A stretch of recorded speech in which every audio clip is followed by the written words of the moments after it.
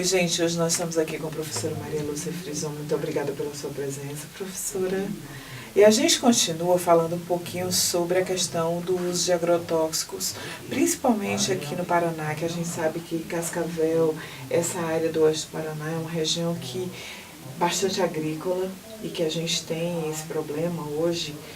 A gente consegue encontrar vários tipos de agrotóxicos, inclusive nas águas que nós bebemos. E aí, Maria Lúcia, você já trabalha com agrotóxico e com o glifosato e outros agrotóxicos já há um tempo, né? Com o seu grupo de pesquisa do mestrado e doutorado. Eu queria te perguntar, quando e por que você e o seu grupo decidiram pesquisar a relação do agrotóxico na saúde humana? Na verdade, a decisão por esse objeto de pesquisa ele foi em função da preocupação que a gente tem, da concepção de que a universidade tem que dar respostas aos problemas, né, investigar e tentar dar respostas aos problemas da região, né, local e da região. E a gente, como você comentou, aqui é uma área essencialmente agrícola, né, é a terceira maior região consumidora de agrotóxico, agrotóxico legal, porque a gente sabe que tem muito consumo de agrotóxico que vem contrabandeado do Paraguai, que não são computados, então o que a gente sabe dos dados, certamente a gente consome muito mais do que os dados oficiais, e porque a gente direcionou então para esse problema, porque era um problema que tinha se revelado do ponto de vista epidemiológico como um problema importante, né? Muita gente adoecendo por problemas que a literatura mostra que tinha relação com a agrotóxico. Então faz mais ou menos uns 5 anos que a gente olhou para esse objeto e começamos a trabalhar, então voltar a produção nossa bastante, né, para este tema. São vários os seus orientandos, né? Quais são os projetos que já foram desenvolvidos por vocês e quais são os que ainda estão em desenvolvimento? Na verdade, eu tive 3 orientandos de mestrado que concluíram. Uma orientanda trabalhou a questão da relação entre exposição a agrotóxico e ocorrência de câncer. A outra trabalhou com o agrotóxico e a relação com depressão e ideação suicida. Um terceiro aluno estudou a questão da exposição a agrotóxico e a ocorrência de suicídios em cidades próximas daqui. E uma aluna também defendeu no passado, estudou a relação entre exposição a agrotóxico e doença de Parkinson. E atualmente eu tenho uma aluna sendo orientada que vai trabalhar a questão da prematuridade e exposição a agrotóxico. Porque a exposição, ela tem 2 efeitos. Um é o agudo, que é aquela intoxicação aguda, que é fácil de diagnosticar, a pessoa apresenta sinais, sintomas característicos que pode, inclusive, levar à hospitalização. Mas o problema maior que a gente enfrenta é a exposição crônica, aquela que é uma exposição a baixas dosagens por longo tempo ao longo da vida. Essa sim vai causar problemas crônicos, como câncer, depressão, suicídio, malformação congênita, prematuridade, infertilidade. Então, os problemas que a exposição crônica ao agrotóxico causa são inúmeros, né? E a gente, então, tem trabalhado com tentando abordar esses problemas que são resultado da exposição crônica e que a literatura mundial já tem apontado como um problema grave para a saúde pública. E também a própria Regional de Saúde, a Secretaria Estadual de Saúde, já vem há algum tempo tentando abordar este problema, que é a exposição crônica, né, a agrotóxico no Paraná, mas aqui na região, como um projeto piloto que começou aqui e agora também está se montando aí redes, né, de atenção, sendo a região oeste, por meio da 10ª regional,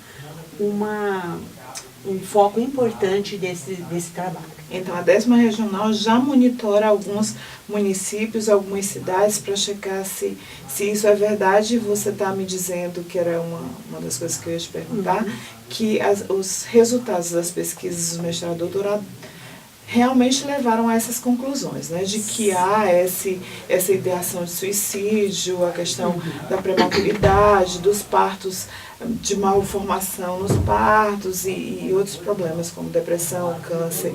E como que vocês levam esse resultado para a comunidade?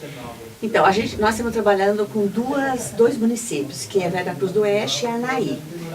Em Anaí, que foram as pesquisas já concluídas, a devolução para a comunidade a gente fez num espaço, numa reunião, num sábado, tinha muita gente, né, presente, então a gente levou os resultados lá. A ideia da gente, além de publicar os resultados das pesquisas em periódicos nacionais, né, repercussão, mostrando esse resultado, também conversar com a comunidade e dizer, olha, os problemas que a gente encontrou aqui são esses. E isso é muito para a população e para a gestão local, é muito interessante, porque eles têm que pensar em políticas públicas que tentem minimizar, no mínimo minimizar esse problema.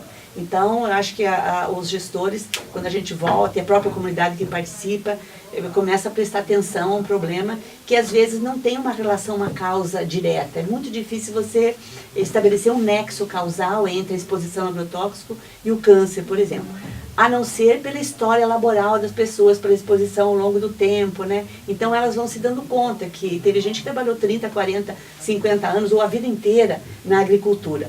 Mas mesmo aqueles que não trabalham na agricultura e moram em municípios pequenos, que a maior parte dos nossos municípios são municípios de pequeno porte, com poucos quarteirões, ali 4, 5 mil habitantes, que estão ali 4, 5 quadras, quarteirões, e ao redor está cheio de lavoura, onde se faz pulverização de agrotóxico 2, 3, 4, 5 vezes, várias vezes ao ano, né?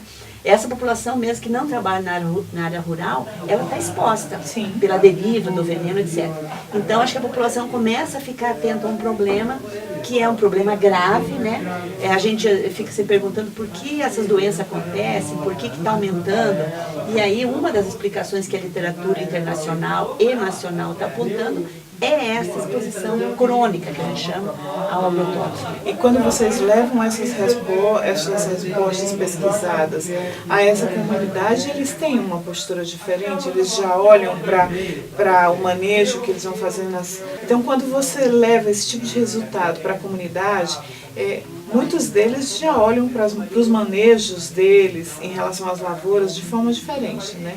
Eles ficam preocupados, porque o manejo, na verdade, é independente, assim, ele pode até usar aquilo que a gente chama de EPI, que é equipamento de proteção individual, quando está pulverizando. Mas as pessoas que estão ao redor não usam EPI. Então, claro. a questão não é se ele faz um manejo adequado. Ele tem que fazer um manejo adequado, mas independente dele fazer um manejo adequado, a gente sabe que boa parte do veneno, ele vai para a água, para o solo, para o subsolo e para a água. Então, todo mundo que tomar água vai estar exposto a isso.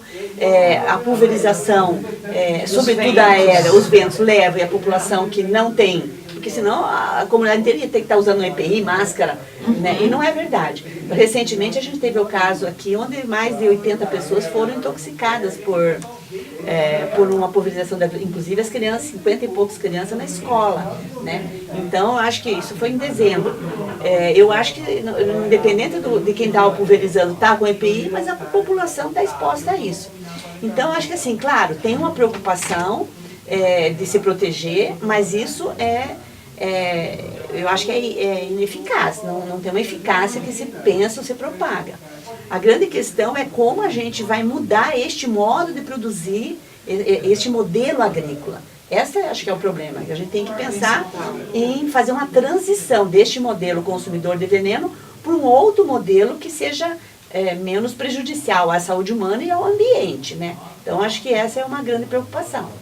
Mariela, você quer deixar um recado para a comunidade? Sim, a Promotoria Pública do Paraná está fazendo audiências públicas no Paraná inteiro para discutir a questão da pulverização aérea do agrotóxico. A ideia é que se crie leis municipais para reduzir a exposição da população. E inclusive proibir a pulverização aérea, porque a pulverização aérea com aviões, ela é muito mais prejudicial. Então, o primeiro passo talvez seja uma proibição da pulverização aérea, para em outros momentos posteriores a gente ir pensando numa transição de um modelo agrícola consumidor de veneno para um modelo agrícola menos prejudicial e mais saudável, né? Inclusive com o incentivo da produção de alimentos orgânicos, né?